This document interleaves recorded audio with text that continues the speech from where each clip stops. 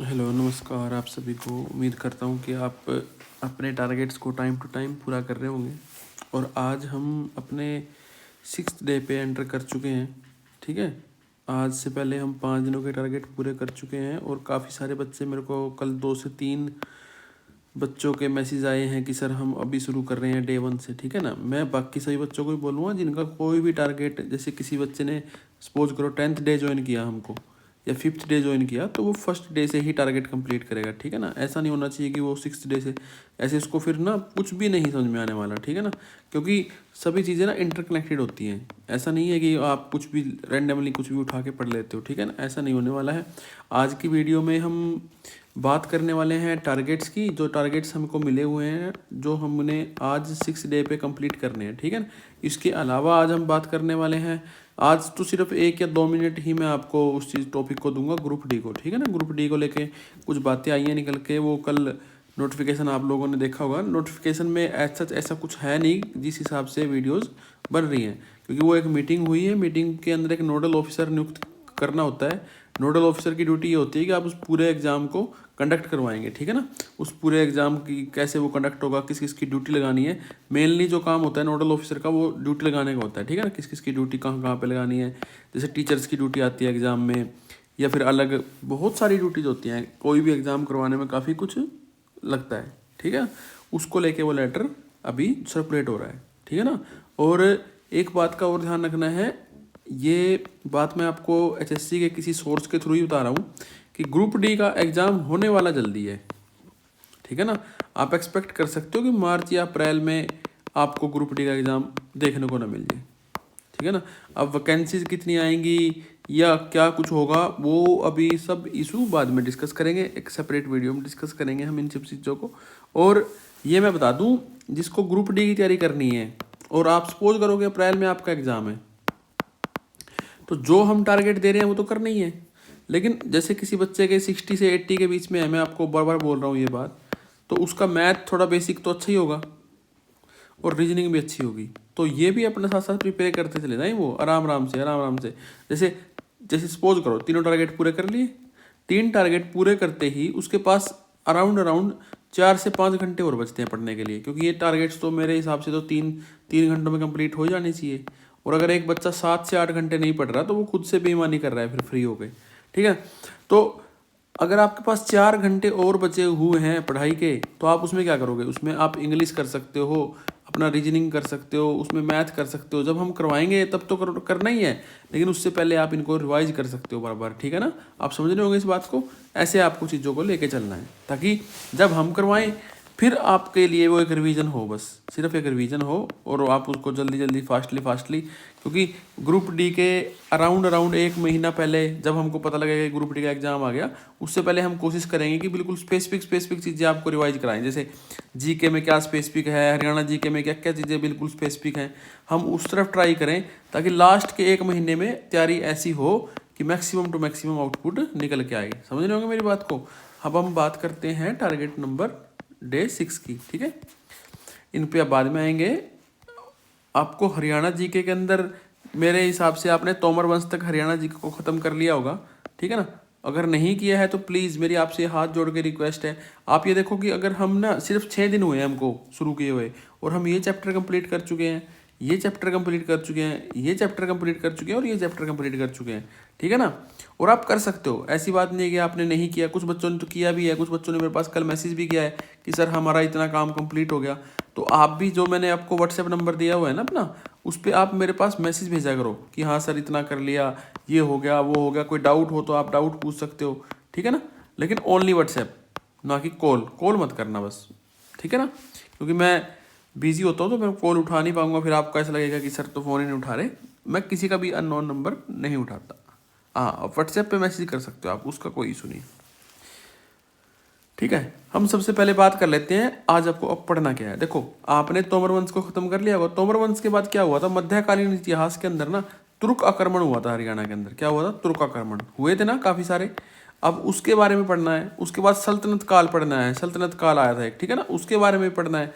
और उसके बाद मुगल साम्राज्य पढ़ना है, मुगल साम्राज्य पढ़ना है, जिसमें बाबर है, पानीपत का प्रथम युद्ध है, द्वितीय युद्ध है, तृतीय युद्ध है, करनाल का युद्ध है। ठीक है ना। नादिर शाह कौन था, ये सब चीज़ें हैं इसके अंदर। और सल्तनत काल, तुर्काक्रमण, ये तीनों चीज़ पढ़नी है, ठीक है ना, समझेंगे ना। कल आप हम ये पढ़ लेंगे तो 2 दिन में हमारा ये चैप्टर फिनिश हो जाएगा। तुर्काक्रमण, सल्तनत काल, मुगल साम्राज्य, मराठा और सिख शक्तियों का ये तीनों चीज़ें आपको पढ़नी है, ठीक है ना। मैं लो इस पे ऐसे भी लिख देता हूँ आज तो, ये जस्ट ए मिनट, ये दूसरा पेन सेलेक्ट हुआ है। ये आपका फर्स्ट, ये आपका सेकंड, ये आपका थर्ड, ठीक है ना। ये टॉपिक है आपके आज के, फर्स्ट सेकंड थर्ड। ओके, अब हम बात कर लेते हैं कि हमको इसमें क्या पढ़ना है, ठीक है। इसमें तो हम हाईलाइट ही करते हैं, हाईलाइट करने से ज़्यादा अच्छा समझ में आता है। President and vice president of India, vice president of India, ठीक है ना। आप एक चीज़ देख रहे हो, आपने मात्र 6 दिन में ये हो गया, ये हो गया, ये हो गया, ये हो गया, ये हो गया और ये हो गया। अब आप इस पे आ गए हो और तीन चैप्टर हो रहेगा इसके इंपॉर्टेंट। आपकी इंडियन पॉलिटी ऊपर से एक बार सारी रिवाइज हो जाएगी, बहुत अच्छे से रिवाइज हो जाएगी। बहुत अच्छी बुक है और ये, और इसमें से सभी चीज़ें आपने रिवाइज कर ली हैं और आप 7 चैप्टर पे आ चुके हो, president and vice president of India, president and vice president of India, समझ रहे हो। ये हो गया। अब हम बात करते हैं कंप्यूटर की। कंप्यूटर में क्या करना है, कंप्यूटर में देखो चैप्टर का नाम तो लिखा हुआ है GUIEDI और स्टोरेज, मतलब ये तो है इंटरफेस, इनको ही पढ़ना है आपको। जो हमारे फ़ोन में है, जो हमारे लैपटॉप में है, वो कौन कौन से इंटरफेस होते हैं, कैसे कैसे इंटरफेस होते हैं, वो सब कुछ। और स्टोरेज में पढ़ना है फिर आपको मेमोरी, ठीक है ना। रैम क्या है, रोम क्या है, ठीक है ना, स्टैटिक रोम क्या है, डायनेमिक रोम कौन सी होती है, ये क्या होता है, वो सारा कुछ इसके अंदर है, GUI और स्टोरेज के अंदर, ठीक है ना, समझ रहे हो।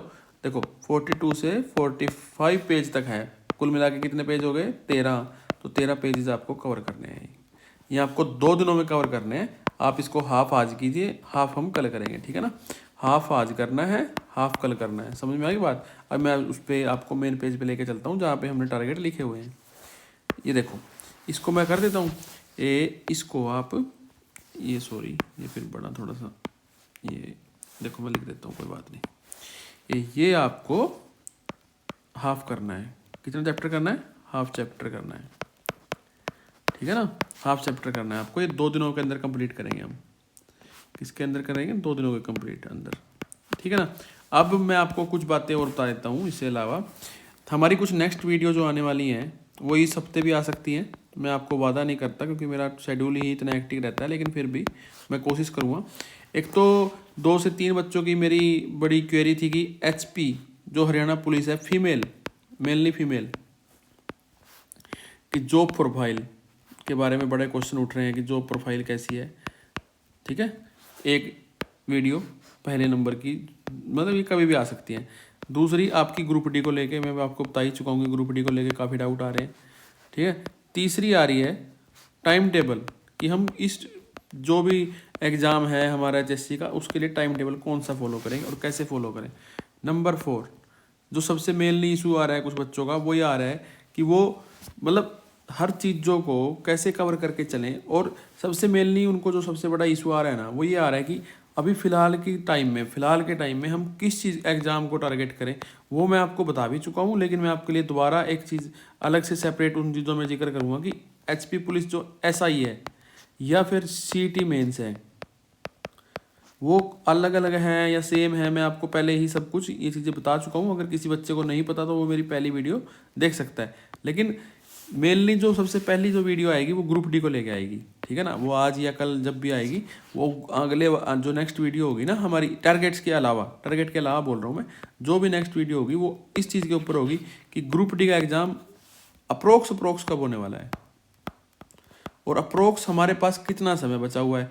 सिर्फ लगभग हैं ये बातें, मैं आपको पहले ही बोल देता हूँ, लगभग, बिल्कुल भी क्लियर नहीं है, ठीक है ना।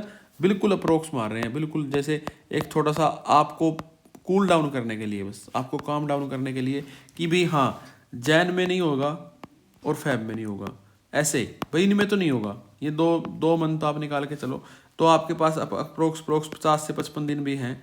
तो ग्रुप डी के लिए अगर किसी बच्चे के CT प्री में अब की बार 60 से 80 मार्क्स के बीच में हैं, तो वो आराम से इतने दिनों में इस 60 को ना आराम से 75, अगर किसी के 70 है तो वो अपने आप को 80 तक आराम से लेके जा सकता है, ठीक है ना।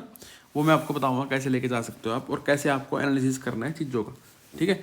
अब हम मिलते हैं कल, ठीक है। और अगर बीच में ग्रुप डी की वीडियो आती है तो फिर वो बीच में आएगी, वरना उसके अलावा फिर हम कल टारगेट के साथ मिलते हैं। आपका दिन शुभ हो, और उम्मीद करता हूँ कि आप इन सभी टारगेट्स को पूरा करेंगे और ऐसे टिक लगा के अपनी डायरी के अंदर रखेंगे और अपने आप को 10 में से 10 नंबर देंगे, ठीक है। और खुद पे थोड़ा प्राउड भी कर सकते हो, ठीक है। Okay, have a nice day.